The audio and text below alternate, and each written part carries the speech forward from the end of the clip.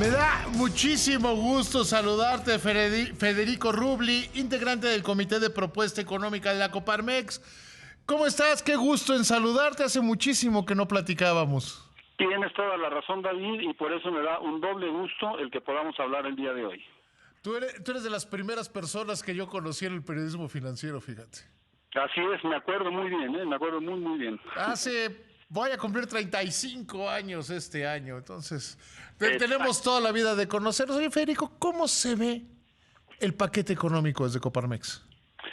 Pues mira, a nosotros realmente nos preocupa, ya nuestro presidente José Medina Mora lo ha externado públicamente, y bueno, yo lo quiero reiterar, mira, es una propuesta claramente expansiva, sin precedentes de los últimos 24 años cuando menos, ¿no? Y bueno, esto se ve reflejado en las cuatro métricas principales de desempeño de las finanzas públicas, ¿no? O sea, están proponiendo un déficit presupuestal del 4.9% del PIB, cuando venía de más o menos un 3.2%, ¿no?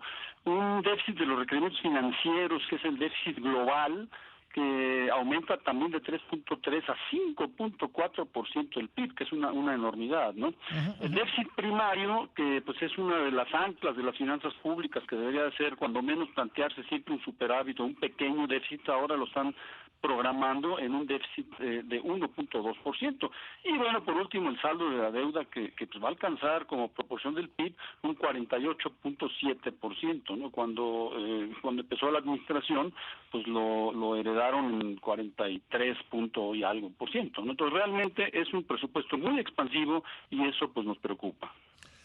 De acuerdo con, aquí voy a ser un poco el abogado del diablo, de acuerdo con el subsecretario Gabriel Llorio, con quien hizo una larguísima entrevista el lunes, dice, estamos pagando todas las grandes obras de este gobierno y además la deuda como porcentaje del PIB se mantiene de una manera sostenible. Esas afirmaciones han generado mucho ruido, mucha interpretación. ¿A ti qué te parece? Mira, a mí me parece que pues es engañoso decir que esto es sostenible. Y el engaño comienza desde el momento en el que tanto el subsecretario como el secretario pues han expresado que no les preocupa esto porque es un déficit de una vez por todas. Han usado esta frase, de una vez por todas. Y la verdad es que eso es falso porque pues el déficit será de una vez por todas, pero la deuda para financiar ese déficit pues es una deuda que se paga cuando menos en los siguientes 20 años, ¿no? Entonces, en ese sentido, pues obviamente no es algo que sea sostenible, ¿no? Y para que sea sostenible tendría que tener una correspondencia con los ingresos. Y la verdad es que en este paquete vemos los ingresos muy pobres, o sea, no deben de aumentar en lo que deben de aumentar para poder acomodar pues el enorme gasto que están planteando, ¿no? Y sobre todo un gasto muy distorsionado hacia el interior, ¿no? O sea, dentro de todos los rubros que están considerando, pues tiene demasiadas distorsiones, pues que la verdad no son congruentes con el desarrollo del país.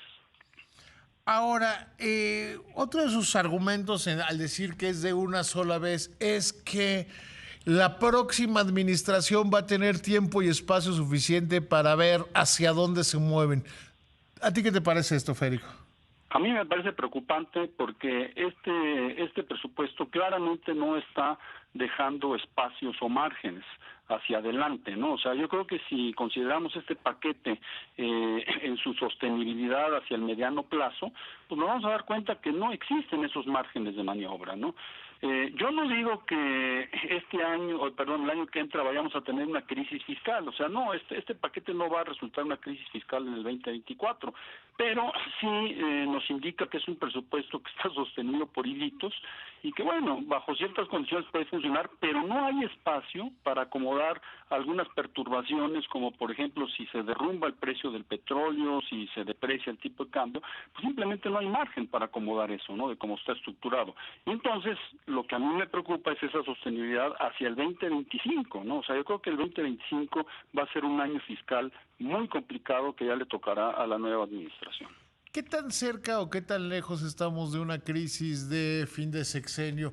La última, de inicio de sexenio, la última crisis que vivimos en este país fue en 95, fue una crisis de inicio de sexenio, una administración que dejó las cosas muy complicadas y los que llegaron las complicaron todavía más. ¿Qué tan cerca o qué tan lejos estamos, Federico, de eso?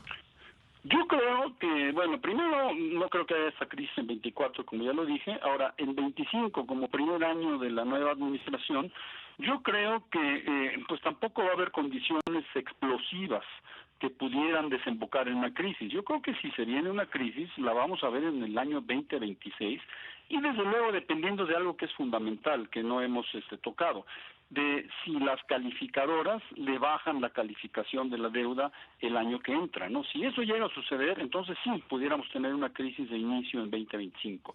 Pero si no es así, probablemente lo van a considerar para el 2025 y entonces ya tendríamos 2026, que ya sería el segundo año de la nueva administración con condiciones fiscales pues muy problemáticas. Hay que recordar aquí que las calificadoras han mantenido la calificación y mejorado la perspectiva. ¿Tú ves un riesgo de que, no de que bajen la calificación, pero sí que cambien la perspectiva? Sí, yo creo que sí. Ese es algo que está latente, ¿no? Y también viene dado por la cuestión de Pemex, ¿no? Porque pues sí están viendo que las finanzas públicas están obviamente vinculadas a lo que está pasando en Pemex. Pemex esta semana nos enteramos que tiene problemas ya muy grandes para enfrentar pagos con sus proveedores. Y bueno, viendo hacia futuro, yo creo que Pemex es una empresa que no tiene mucha viabilidad. Entonces, claro que las calificadoras ven de que en un momento dado, pues la deuda de Pemex la pudiera absorber el gobierno federal y si eso sucede, pues claramente sería una deuda de muy baja calidad y eso sí pudiera prender focos amarillos y quizá hasta rojos con las calificadoras. Porque el paquete plantea, y lo demás lo dicen claramente el secretario y el subsecretario, mandarle el mensaje a los mercados de que Pemex no es problema porque está cubierto ya mucho más explícitamente por el soberano. Incluso el diseño del paquete es así. Pues hay que verlo con mucho cuidado porque en un momento dado, pues esa cobertura puede ser un tanto medio falsa, ¿no? Entonces sí hay que verlo con mucho cuidado porque, digamos, el hilo más delgado de todas las finanzas públicas, o sea, si las vemos en su conjunto, no solamente el presupuesto federal, si analizamos las finanzas públicas en todo su conjunto, pues claramente el hilo más delgado pues es las finanzas de Pemex. Ahora, yo te preguntaría, ¿qué sí está bien del paquete? ¿Qué te parece razonable de este paquete? Pues mira, lo que me parece razonable es que, bueno, pues obviamente tienen que plantear, no deja de preocuparse, pero tienen que plantear por ley lo que es la parte del gasto social y en particular el gasto en pensiones, de las pensiones de los adultos mayores. Se ha dicho que, pues sí, es un 22% del gasto total está destinado, está amarrado al pago total de pensiones y parte de eso es una proporción muy importante para financiar la pensión de los adultos mayores. Sin embargo, yo creo que ese es un papel fundamental de la seguridad social que debe tener un gobierno y bueno, está en la Constitución, entonces no pueden darle la vuelta. Entonces, esa parte me parece positiva de mandarle señal y de decir, pues sí vamos a preocuparnos por la responsabilidad social que tiene el gobierno con los jubilados y eso se va a respetar, ¿no?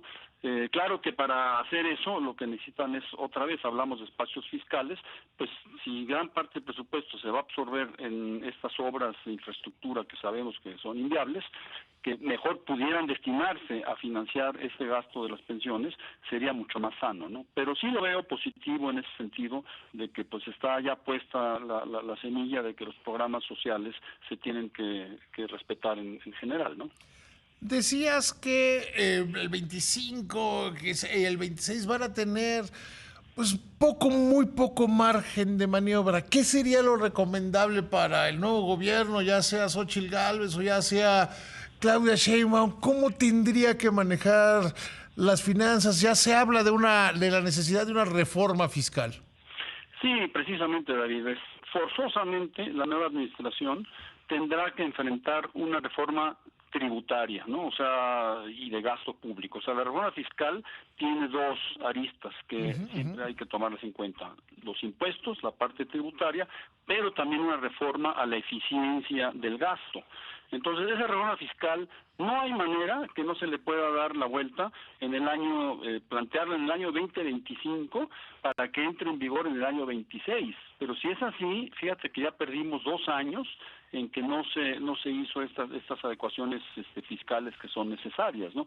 Y la verdad es que fue una pena que este gobierno no lo haya hecho, porque en el primer año de gobierno siempre se tiene el mayor capital político para poder hacer este tipo de adecuaciones. Y desde un inicio, pues esta administración dijo que no iban a hacer una reforma fiscal, ¿no?